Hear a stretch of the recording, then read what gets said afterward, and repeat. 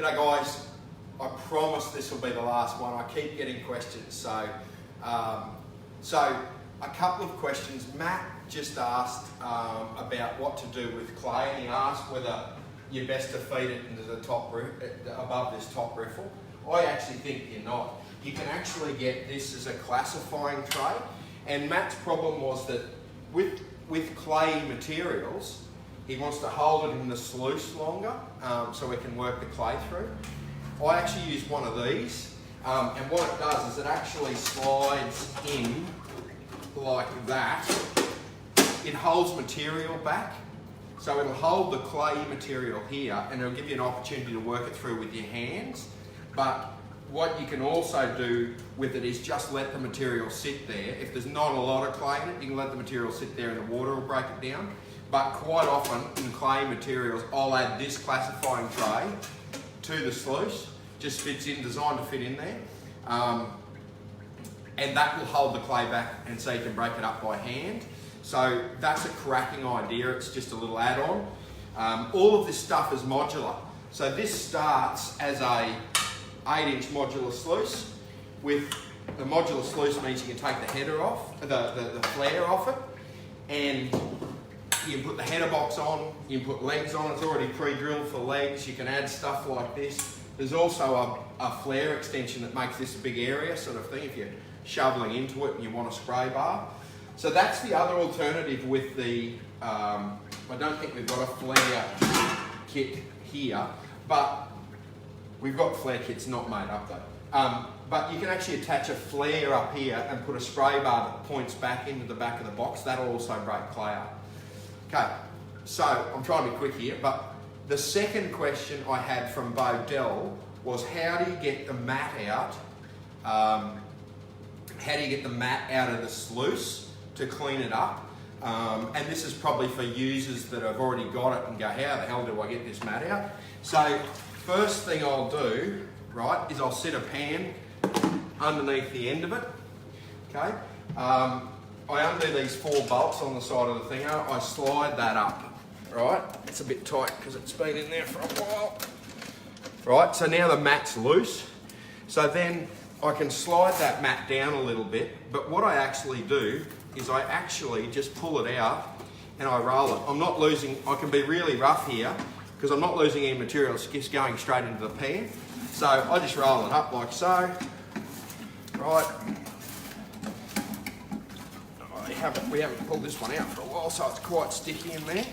So I'll do that, and then what I'll do is I'll just quickly flush the pump to get all that. Whoa! Anyway, we've made a bit of a mess here in the shop, but that'll be all right. So then all I do is all that material, all that loose material that was sitting under the mat is actually now caught up in the pan. So then all I'll do is I'll actually run that mat through the water upside down, and I'll just keep rolling it through and lifting this end up. And as you can see, it's a bit hard when we got the sluice just there, but as you can see, that mat is coming out completely clean. So, you know, that's all you need to do. That's a clean mat, ready to go back in. Now, we may as well, Nat, I know you're standing in water everywhere there, but what we might do as well is, I don't know whether you can come around this side, Nat, the light might not be perfect, but we'll just pan this off because it's in the pan, so we may as well. So with these Garrett pans, you can be really rough. In fact, with any pan that's got these negative riffles, so that means the riffle goes up underneath, you can be quite rough. So we'll be quite rough with this. So we'll pan that off.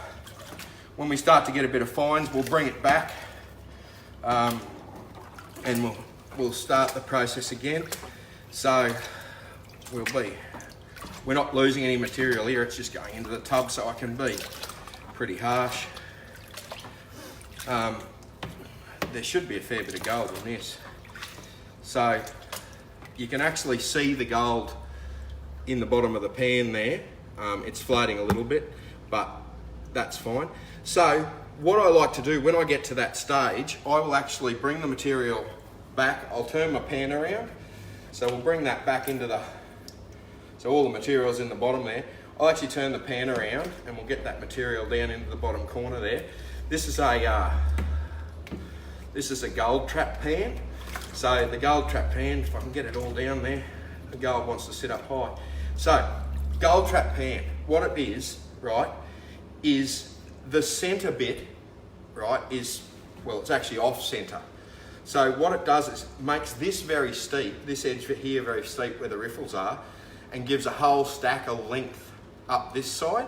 So what it actually means is you can be running material, you can run that material really, really, can you see that Nat there?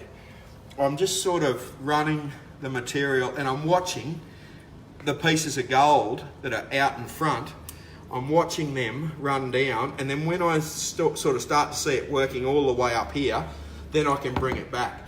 With doing this, you can get it so very, very clean. Obviously there's not a lot of black sand in this, but you can see the black sand working off before the gold. And then we'll bring it back. There's a bit of gold up the top there. And you can watch the gold particles go down there, and you can get it so very, very, see there was a bit floating there, I could bring it back. So you can see that bit of gold that's sitting there. I'm watching that bit of gold, knowing that I'm not losing some. I'm getting some fine bits up the front here, so I'll bring it back. But that's actually how clean you can get it with these gold trap pans. They're a phenomenal pan with the offset on it. So there we go, there's a bit of gold in that.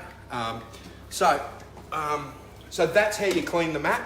Obviously to put it back in, you do exactly the same. Yeah, so simple as that. And I promise this will be the last live stream. See you guys.